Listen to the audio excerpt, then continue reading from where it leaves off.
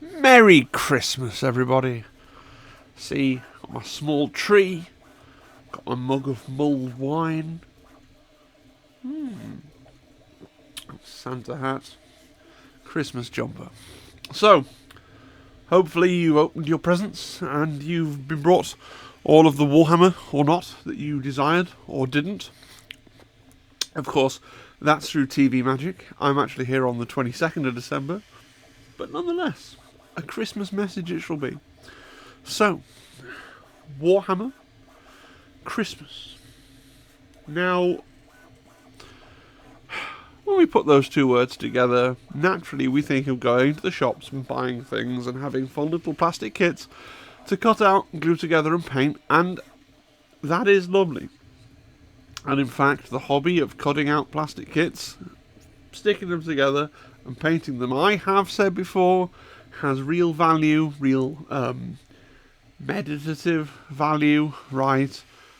It's important to have a hobby. It's important to have something that you can do that brings you joy, that is something that you can do whenever you want by yourself, that doesn't rely on the availability of others. But the joy of building model kits and painting them is not what I want to focus on right now.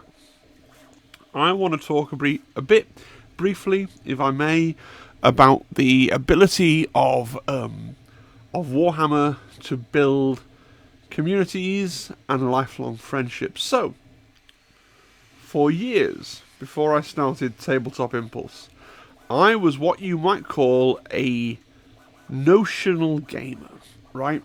Let me know if any of this rings familiar to you. I would buy the rulebooks for 40k, codexes, right? I would buy rulebooks for loads of games. I'd buy miniatures, I'd collect models, I'd paint them, I'd arrange them into army lists using Battlescribe or Excel or whatever we were doing at the time. And once in a very blue moon, I would play a game. But 99% of my time engaging with the Warhammer hobby was spent building, painting, writing army lists, reading about other people's army lists on the internet, and consuming content about the army lists and the models that I was writing. And notionally, in my head, I'd be tweaking my list and going, oh, this is a good combination with this, and this is this, and that is that. But I would very rarely play a game. Now, why are the opportunities for game playing so rare? Well, as one gets older and one acquires a job, family, those kinds of things, the ability to meet up with your childhood friends, the people that you made friends with at school or university, and play what? Yeah, I'm sorry, 18 to 21-year-olds, I am lumping you in with children. I know you hate this. Bear with it. Okay? The ability to meet up with those people and actually dedicate the whole day that a decent game of 40k demands becomes few and far between, shall we say. So what changed? Warhammer Underworlds, funnily enough, not Kill Team. Warhammer Underworlds Shadespire came out before I really got sucked into Kill Team. And when Underworlds came out, I travelled to the first ever organised tournament I'd ever been to. I went up to Warhammer World to play in one of their launch-ish events for Shadespire, right? And a great time, actually, a great time. And I migrated on to Kill Team when that came out, right? Started the channel. The rest, as they say, is history. But before I went to that first Underworlds tournament play and tournament games was something of a dirty word, right? For me, growing up, you know, you'd play with your mates and you'd talk about the kinds of people that went to tournaments as if they were all basically borderline cheating, right? Oh, people who go to tournaments would play this way. People who go to tournaments would take this and this and this in a list. People who go to tournaments, and we would look right down the ends of our noses at this class of player who is perhaps guilty of optimizing the fun out of games. And I agree with the catchphrase coined by Uncle Adam. Right, one of the few things I do agree with Uncle Adam on. Games should be, if you're playing a game, you should be having fun. The primary goal when you're playing a game should be to have a fun time. And prior to attending a tournament, my perception of tournament games was it was people that were optimizing the fun out of playing games of Warhammer, right? But having been attending tournaments sporadically, but with more and more regularity over the last couple of years, I have made people who I would now basically call my friends. Like, yeah, okay, I only see them at Warhammer tournaments, but that's a function of the fact I feel sure that if I moved to Nottingham, right, where I go to most of the tournaments I go to at the moment, people would transition from being people I'm friends with because I see them at tournaments to people I could happily hang out with at other times doing other things. It's simply a function of the fact that when I leave the confines of Essex, I'm going to a tournament. That's what we're going to do. But they are my friends. Okay, they are. And I have to say again, I apologise to all the under 21-year-olds who may be watching this. It becomes damn hard to make friends when you become a proper adult, right? When you leave formal education, because friendship at that point ceases to become a group activity, right? At school, at university, you are herded into these groups of people who are the same age as you, and therefore have a decent fist at having the same sort of interests as you, right? Because they're both the same age as you, and in the case of university, they've all chosen you. You put a bunch of undergraduate computer scientists together in a room, chances are there's going to be half a dozen Warhammer players, right? There's a decent bit of overlap there, okay? It becomes much harder in the world of work, in real life, as it were. It becomes much harder. So having that element of structure, those tournaments, I actually don't like the word tournament. It sounds really weird to say. I don't think we should call them tournaments. I much prefer the term organised play, because that's what we're doing. We're organising ourselves to go and play like children with our toys, okay? And yes, there's a winner, okay? And yes, a percentage, a vanishingly small percentage, a percentage of people who go to the tournament are taking it seriously. And actually, most of the people who are taking it pretty seriously are also still, at least in Kill Team, they're pretty chill guys anyway. It's like, there's this false dichotomy. I often think that people, in D&D. In D&D, you have a set of character points, right? And you build your character. So if you make yourself really, really strong, then you reduce your your charisma, let's say. So you're bad at telling jokes. If you make yourself really good at picking locks, then you can't necessarily take a punch.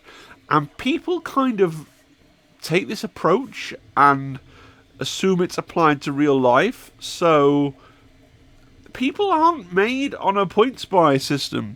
People assume that if somebody's really good at Kill Team, they must also be kind of an asshat. And it's not the case. Your social skills don't go down just because your ability to win at tabletop war games has gone up. Okay, these are independent variables. The facets of somebody's personality are independent variables, and yet that does just mean that some people might just be better than you. Okay, and life sucks. There will be people out there who are more intelligent, right, better at strategy, and more charming, and more beautiful, and better at acrobatics, and just better at all things, and they can probably beat you in an arm wrestle, right? There are people who just have more points than you, and that's life, okay? But you can't assume that because he's good at this, he's probably bad at this. Life doesn't work that way, So you go to these events, you meet people, and you have a great time. And really, for me, going forwards, I want to keep attending about the same amount of Kill Team. No, actually, I'm lying. I'm going to attend more Kill Team tournaments, okay? Because I'm going to start trying to attend some of the Manchester Kill Team events, okay?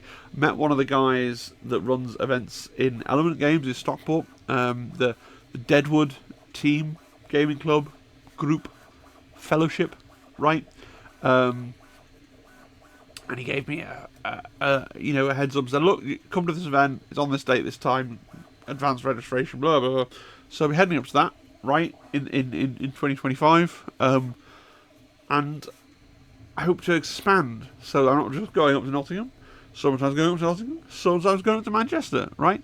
Looking at other places where I could go to play games with more people and meet more people and make more friends. Because that's what it's really all about. And what is the thing at Christmas that we are trying to do? We're trying to become kinder, better people, more joyful people who spread peace and goodwill wherever we go, and having more friends and having more people that you associate with in a friendly way makes you a better person. Because without wanting to get too far into it, if you only associate with people who are similar to you in worldview in various ways, sort of similar gender, similar socioeconomic class, similar ethical, religious viewpoint, similar politics, whatever it might be, if you only have a small group of people who are very similar to you, then you become insufferable. That's just the way of things. Now, I'm not saying that Warhammer is the most diverse. I wish it would become one of us, right? It breaks my heart a little bit when, if I go to an event with my wife and then she's like, she does get a little bit conscious sometimes that she's the only lady at some of these events, which it is what it is. It is what it is.